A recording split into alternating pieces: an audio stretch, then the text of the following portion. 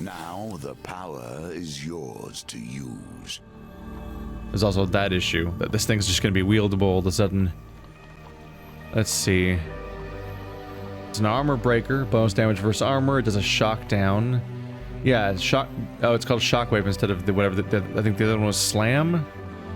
This does single target, but then it tracks enemies and causes stun. What does tracking enemies mean in this game's context?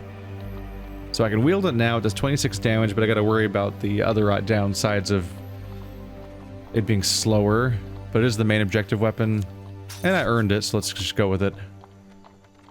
Alright, so we're at 20 fame.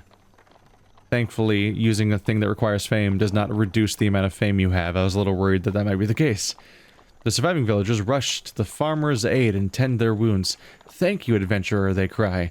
"You have helped save what remains of our people, but sadly our village is no more. Please, accept this small token of our gratitude." Food, food, food, food, food, food, food, food, food. Food. It appears you are worthy to wield the weapon of champions. The raiders will hide from you no longer. I keep waiting for him to say the name of the weapon so I can know how to pronounce it, but he won't. Worthy hero, you turn Retha's ire over in your hands. The rune on its face begins emitting a golden light. It is unclear if it now weighs less, or you have a newfound strength. But either way, you can now wield the mighty hammer. You have enough fame to equip Retha's ire. The Sanctum. What does that mean? Oh, it's down there. That's the objective, right? So, like, I got it kind of just in time. Remembering the Elder of Talos' instruction, you set out toward the Sanctum of the Shaman. Yeah, locate and defeat him. First, I got to do a little bit of healing, because I have 26 hit points, which is some real garbage, and only three food. If you fall in a trap once, you may blame error. To fall in the same trap again smacks of foolishness. Fuck. An ambush. I can't avoid this, right? It's like I'm just getting attacked. Oh, fuck. Well, it was nice knowing you guys, but while I did succeed at the 20, I don't think I'm gonna succeed at the mission. I think I'm about to go down. Unless I do a really good job with Retha's ire and the fact that the shield is available again because our companion is recovered. But that is a low hit point count for a large number of enemies. Shit. Hi, I'm young, awkward Geralt. Retha's ire, bestowed to the people of the western fishing villages by the clans of the north in a time of peace and prosperity. I am going to die.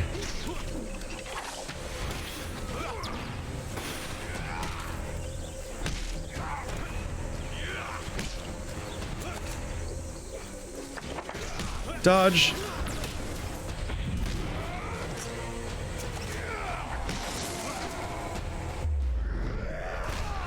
Come on and jam. There's some damage.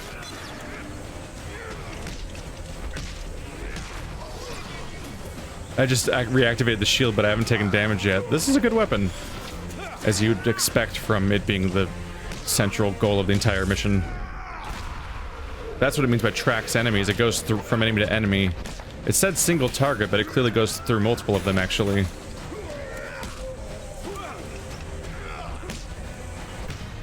Wow. Never mind, I'm alive. Didn't take a single hit. Not even the bubble. And I have just crushed them with this weapon. Food, please. Healing, please. Dare I search for the spoils? Oh, fuck me. Yes. You rifle through the defeated northerner's belongings and uncover a stash of food. Yes. That's what needed to happen. 1, 2, 3, 4. So I can use 8 of the food for healing. All hail, defender of the village. Come, make camp and join us. When am I going to do a dice roll or get money ever? Neither of those things are happening.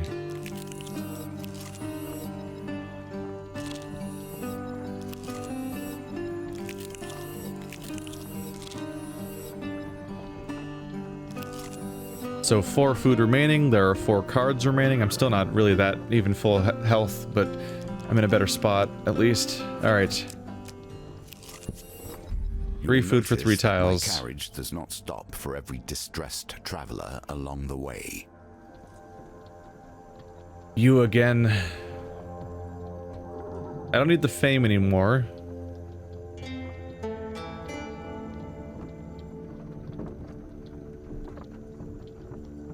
I don't need the fame anymore, and the main offer she gives me is food.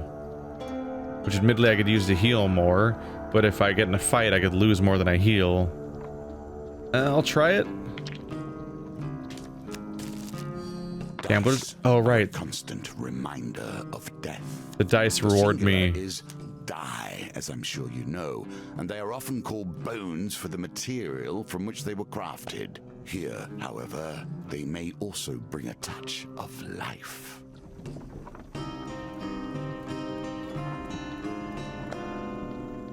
I need to improve my score by 4, which means that this has to be a 5 or a 6, which is extremely unlikely, so I probably wanted to reshuffle both of these. Just in case. At least I... Oh. Oh well. At least I get food for doing it. Finally. Come out, boys! Anarchist of Greed and Silencer of Greed. Do I know that one yet? The Silencer of Greed. Wait, does that mean... Like, if you call a rogue a silencer, it sounds like an assassin and he sounds all badass. But if you call him the Silencer of Greed, it sounds like he just undoes the concept of greed, which just raises new questions. We know what the Anarchist is because it was the first boss fight we did, so he throws fire bombs. Silencer, cut your throat or cut your purse. It makes no mind to them. They're dual-wielding douchebag of Douchington. Whoopsie! You've got to stop helping people. It's never good. What's wrong with you, you stupid head? Damn, they're shit. They're really rapid fire with the fire thing in response to every time that you land a blow on them. Woohoo! Watching out.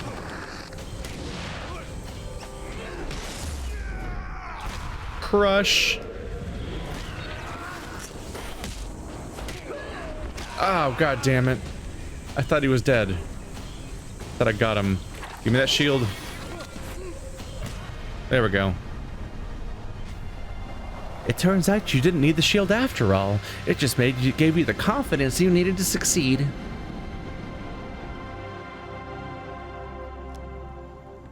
With the thugs defeated, you search their bodies for valuables. Yeah, free food. Although the way that that's presented makes me feel like the game's glitching out because it pauses everything for a moment. I'm like, oh shit, are we freezing? There we go. You gain 4 fame. And you find some food. And I gain more food. Wow. I just got... Wow! Guess who's getting a heal done? Except I can't... Oh, wait, no, yeah. So you can just camp however often you want. Awesome. I thought you might be able to only camp once per floor. But there appears to be basically no limitations. And I'm okay with this. Still no money, so there's no shopping to do. In your life, you will have wandered endless intersections, yet this one sticks with you. Why? What is it in your memory that catches here? Interesting. Did it just reveal the map for me? Is that what its purpose is? You arrive at a signpost detailing the possible path east and west. Oh, so all the fork in the road does is reveal a piece of map for you, and that's it? Huh. So it's kind of like a waste of a tile in a way, or not. It serves a lot of purposes. One, it replaces a tile, so it's a waste of a tile if you're hoping to get more stuff done on a floor, but it's useful if you're trying to desperately not do anything dangerous. And it's useful that it reveals what's there, because sometimes what's there is something that you want to use or don't want to use. Because sometimes you're like, I'm running out of resources and I'm screwed. Is that the thing I need? No, it's not. Let's not go there. But this is a maiden, and they're usually pretty nice. I can ask for gold or supplies or a longer life. Well, the final objective's right there, and this is the last tile before it. So I'm gonna say longer life, because gold and supplies are irrelevant now. May you live a long life. 10 max life. Does that ever fail in this version of the game? You have prepared yourself for this battle. Now you must face it, but not alone, perhaps. It is as the Talos Elder said, Malacalypse remarks. The shaman Sanctum is protected by a magical barrier. Best you try that hammer. Use Retha's Ire. You raise Retha's Ire above your head and bring it down against the magical wall with all your might. The hammer finds its mark and you are immediately engulfed in a blizzard of snow and ice. The howling winds spin you this way and that, then vanish as quickly as they had appeared. Disoriented, you look around for Malacalypse, but he is nowhere to be found. Uh-oh. You find your bearings and realize that you are standing in a forest clearing covered in newly fallen snow. You step back and bump into something. Turning, you see a towering northern clansman, bald and brutal. He has brute strength, if nothing else. Oh, he's on the left side of the screen. Could he be another companion character? The Wanderer. He does not flinch, nor seems even the slightest bit interested in you. He stands with weapons drawn and brow lowered. You turn to follow his gaze. Ooh, an ally against the Shaman of Frost. And more trappers. Then you see her, sitting on a throne of wicker and thorns, small straw-plated charms and oddities hanging from the trees behind her. Before her kneel countless raiders, worshipping their leader in an eerie stillness. The defender of villages and the exiled one, the shaman says with a hiss. She steps down from her throne. I know why you have come. Let this end. Well, good news is I have full health and a big weapon. I hope you know how to fight, hero, says the bald northerner, calmly. There are more warriors here than we can kill. To defeat a snake, you must cut off its head.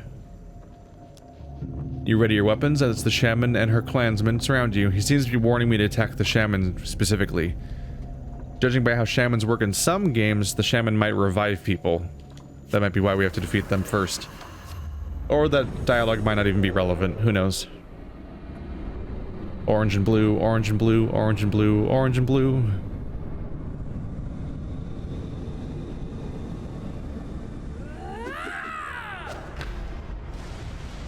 Raid Leader Gerda.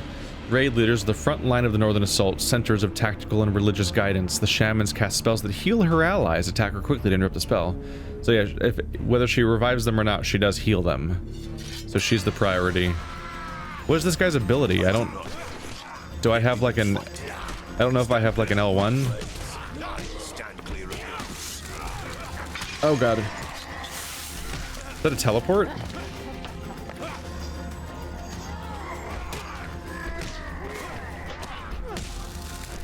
Get out. There she goes again. I don't know what L1 does, but I just did it again. Woohoo! Boom! Oh, did we win? Cool. That was easy.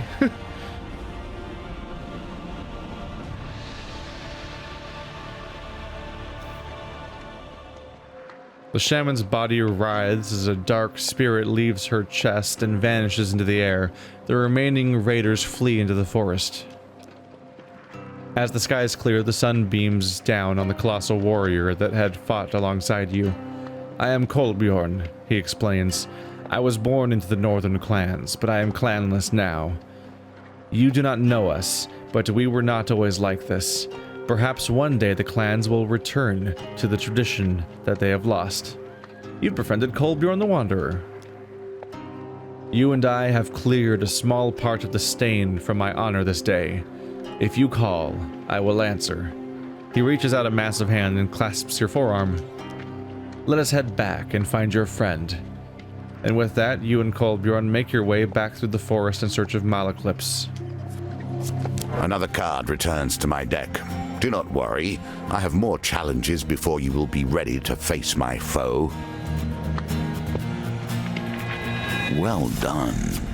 Another northerner falls before you, and a new companion joins your journey. For defeating the Shaman of the North. Armor of Gluttony. Ring of Food. Pious Robes. Frontier Barbet. Isn't a Ring of Food just a ring pop? Fame and Shame. Watchtower. Raider's Ambush. And Bridge Skirmish. For proving yourself a worthy hero. Retha's Ire becomes an actual card in your deck. Neat. I assume it always requires 20 honor, 20 fame though, which is going to be rough in some of these missions, I think. For befriending Kolbjorn, Clan Eyebright, and the Wanderer. So he becomes a playable card, and he has his own ongoing quest to make sure your companion matches your quest, or you're going to make a mistake. For defending all the villages, the Elder's Gift. Is this because is this a reward for making sure somebody survived every time or something? Huh.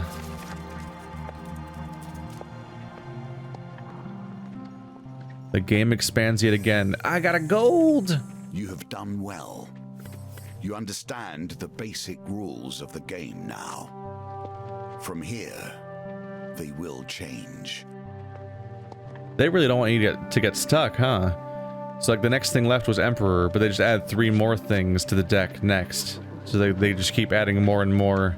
The Chariot, the Lovers, the Hierophant, the High Priestess, the Magician, the Fool. I see what they're going for here. If I remember correctly, these are all prominent cards from the last game. Like the Lovers in particular, I really remember, and the Hierophant. These are, I believe these were specifically, like, not the suits and bosses you were fighting, but specific, like, story cards you could encounter throughout the game. And the Chariot. The Lovers really stands out. That's the one with the rings and everything. So, yeah. So they decided to make the chapter stories based on the previous cards, as opposed to being the, like, the Queen of Spades and stuff like that, or the Queen of Scales and stuff like that was the rather predictable pattern they had last time.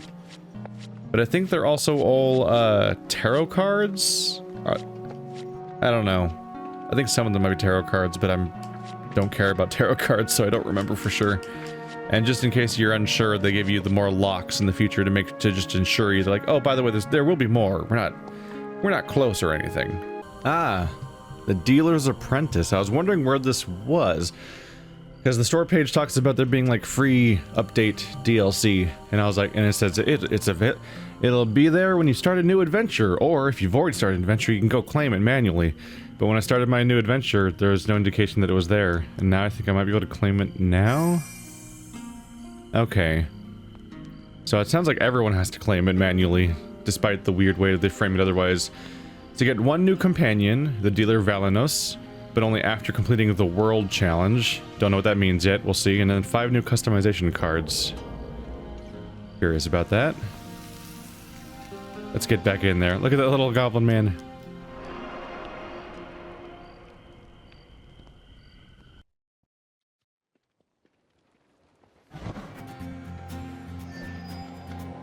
Oh, open. Whoa, frame rate. Okay. For your allegiance to the dealer's table, you receive. Okay. Okay. Okay. Can't tell what the difference is between these two besides the eye direction. I assume it might be male and female versions of those robes. So did I get him just like that? I wonder. You have done well. You understand the basic rules of the game now. From here, they will change. Let's see what this stuff looks like. So, these videos have not gone up yet, none of them, so I don't know what the comments are like, but I can anticipate one potential comment, which is that people may have noticed that I have not been blocking for a while. In summary, it really just boils down to I don't feel safe blocking in this game, whereas dodging feels more reliable. I'm not entirely sure what's going on, but like I think that blocking doesn't have as much animation cancel or something, so like I'll be mid combo and I'll be like, an attack will come up and I'm like, okay, block it, and then I'll press block and I'm like, nothing happened. What? Like, I often feel like pressing the block button doesn't do anything a lot of the time, and then when it does do something, it often feels like it targets nobody. Like, or it targets the wrong person. Like, I'll be like, oh, that's the guy who's attacking, and I'll press the joystick towards him, and I'll press the block button, and my character raised the shield towards the other enemy that wasn't attacking, and I'm like, what are you doing? And then he gets hit by the attack, and I'm like, I don't know, man. Whereas I have plenty of issues with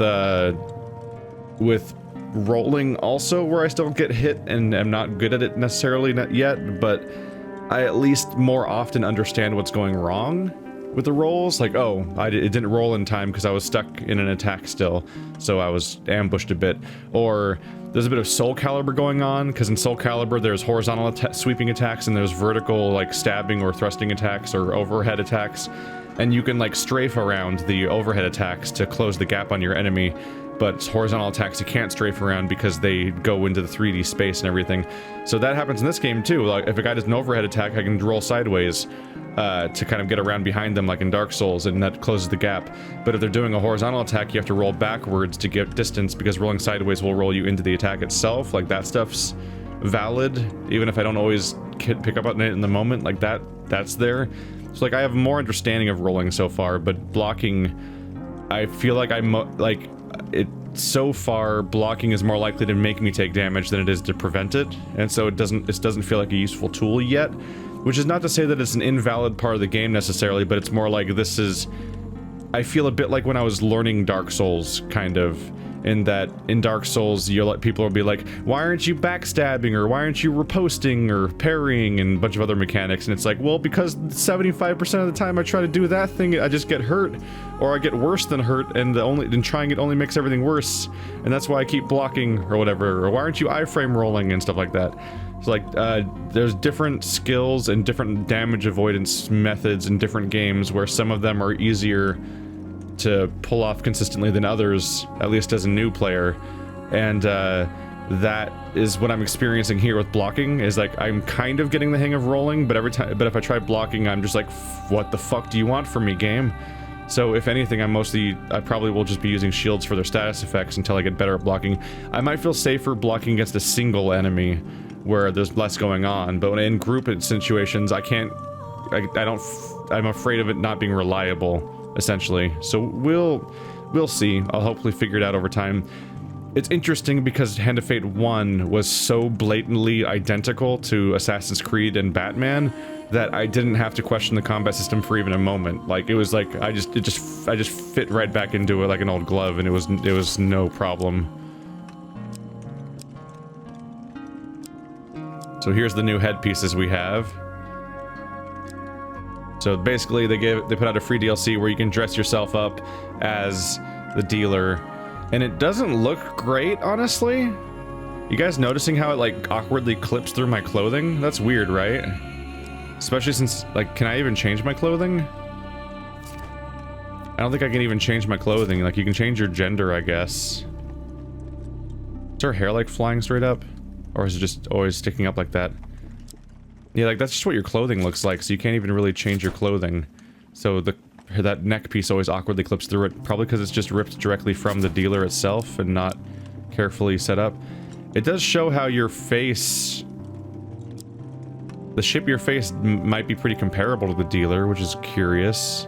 So I guess that's why they call it the dealer's apprentice, is because the dealer's apprentice is you. Or something. And then you can have the dealer as your emblem. That's what that thing was I revealed, was the dealer emblem. Okay. And whether it was new color schemes? That's the one that makes you match the OG dealer, probably. Is that dark blue. I'm not even sure. Where's the red stripe? I think it might only be in the mask. And then there's the white and gold, which is the current dealer, the new one. Okay. So they gave you a few new options. But they're not the most interesting things, because they're just, hey, you want to cosplay as the dealer? Much more interested in the fact that the dealer is a companion, apparently. But it says that I won't get him till after the world, which is likely a specific event on this little track on the bottom. In fact, yeah, if these are tarot cards, then I think the world is a tarot card. I think I've encountered it in those various puzzle games, because at this point I'm learning about the zodiac and tarots and astrological signs exclusively because of and demon summoning circles of like learn its name and its focus and stuff like that. I'm learning all that stuff from puzzle games. I might want to study up on some of that stuff just so it helps me with puzzle games. Alright, the Emperor. Companion. We now have the Trickster and the Wanderer. I kind of want to give the Wanderer a try. I quite like the Trickster, because the Trickster's really helpful. He gives me a little bubble that helps me not take damage. But the Warrior might be an actual... The Wanderer, not the Warrior, might be an actual competent dude. This gives me a chance to review... Inspect. Respin wheel. Yep, you lose a champion for 3 turns, but you can spin the wheel gambit. I was right. So that's why... So he helped me with the thing back there. And he can teleport and cast ranged spells. And he can do a magic shield every 30 seconds. Whereas you... Berserker's Charge. When activated, Kolbjorn performs a charge attack that causes stun to multiple targets. Stay close to charge his ability faster. If I stand near the Wanderer, he charges up his ability? Interesting. Bonus dice. Optionally roll an extra dice after missing the dice gambit's target, but lose your companion for 3 turns. So they both help with different gambits. Melee fighter. He's a melee fighter. I want to give him a shot, because I doubt the Northerner can offer you anything. Time will tell. You're a judgy little bastard, aren't you? Aren't these supposed to be my memories taking place in the past? How could you say he doesn't offer me anything, as if you don't know already? So we have 2 characters where we don't know when they come in. One character that's established as being the dealer that comes in when I beat the world, and then we get that character when I beat the chariot.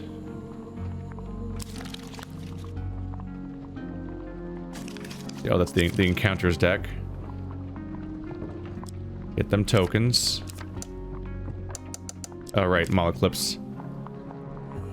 Then the new ones. Always want to check out those new ones. There we go. Now that all the new are in and the tokens are in, then it just comes to something that I might find helpful, which I feel like a no-brainer is to include the old lady. The old maiden of badassery. Now we're at equipment. I'm not encountering any of these cards to find out how good they are or anything. Cardinal Blade for life. Humble Hamber, Winter's Bane. A proper shield. Berserker's Creed. That was the good one, wasn't it? Yeah, extra gold, damage buff. I like that one. Fire inflicts 40% less damage. That's not terrible. Especially since you can keep stacking them. I quite like Berserker's Creed.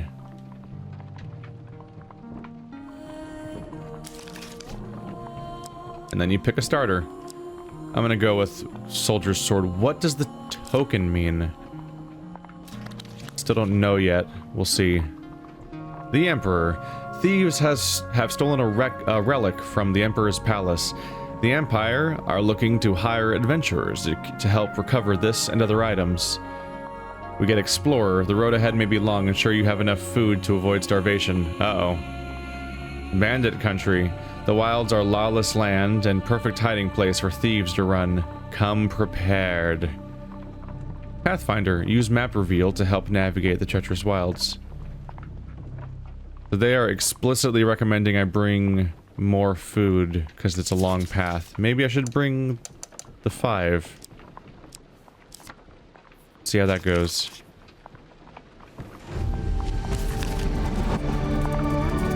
These foes I place before you, these rules, I do not know truly if they will train you for the challenges that Callus will place in your way.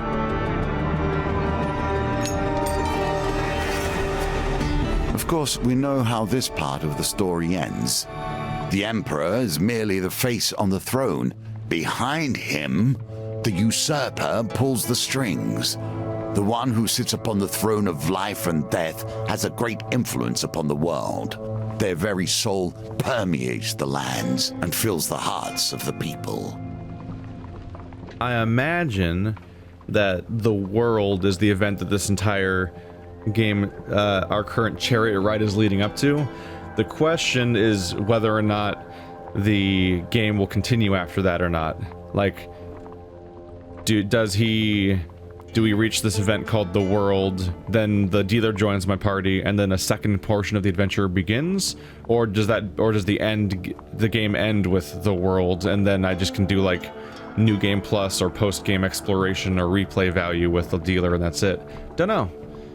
The shrill voice of recruitment drive. The shrill voice of the town crier rings out across the market square. The Emperor himself seeks the Adventurers Guild members. Urgent expedition, vital to the safety of the Empire. You spot a crowd of travelers weighed down with weapons and tools lingering nearby. The Empire is offering a reward just to set off the expedition. Even more if you make it back. That's how desperate they are for help. The dealer adds a gold counter to the map. A gold counter. Ah, we didn't open up with like a let's have a fun conversation about what's going on in the story thing. The Empire does not ask for much, but in the end, they take everything. Immediate 10 gold bonus. Royal Palace. On arriving at the gates of the Royal Palace, an armed escort leads you directly to the Emperor's chambers. The Emperor remains still and silent as his chief counsel lays out the expedition. Few relics from the last age still endure in this world. We had one in this very room until last night. She gestures to an empty pedestal. Not only must you reclaim the stolen symbol of our power, we ask that you gather its 3 sibling relics. So we have 4 relics to get. Deliver them safely. Who stole the artifact? The evidence suggests a thief. They seized on a weak spot in our guard schedule. There are many treasures in the palace. It is curious that this is all they stole. Examine the pedestal. An ornate pillow sits atop a stone pillar. In the dust, you make out the shape of a jagged blade. It was a ceremonial sword. It sat for decades under our protection. We're not protecting it, you understand. We're protecting those who would try to possess it. The blade is cursed. Its venom strikes both wielder and foe in equal measure.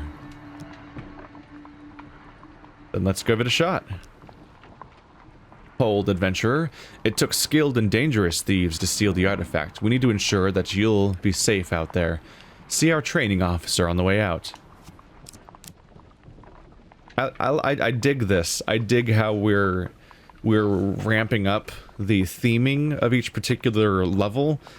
In the previous game, if I remember correctly, you had like a final objective you were warming up to defeat, and then there was like a handful of cards shuffled into the deck that were related to that particular opposing force, basically, and then you had stuff like rock slides and stuff being mixed in as temporary cards, basically, to add some flavor, so it didn't feel like you were playing the same deck over and over again. But they've ramped it up a little bit more now, because not only is there a starting scenario where you get an explanation of what's going on, there's often thematic leveled sequences where there's little like scripted moments where you play a series of cards in a row as a opener. And then they have the instead of just nonchalantly going from floor to floor, the floor transitions themselves even fold into the story of that particular mission in many ways, all leading up to your like collective goal towards the final one. Apprentice. Cultivate focus. I'm sorry. I was just praising your awesome game, but if you want to cut that off, fine. A keen eye will notice that themes repeat themselves. Events too. The wheel ever turns. You're just giving lip service to the idea of the game repeating recycling content.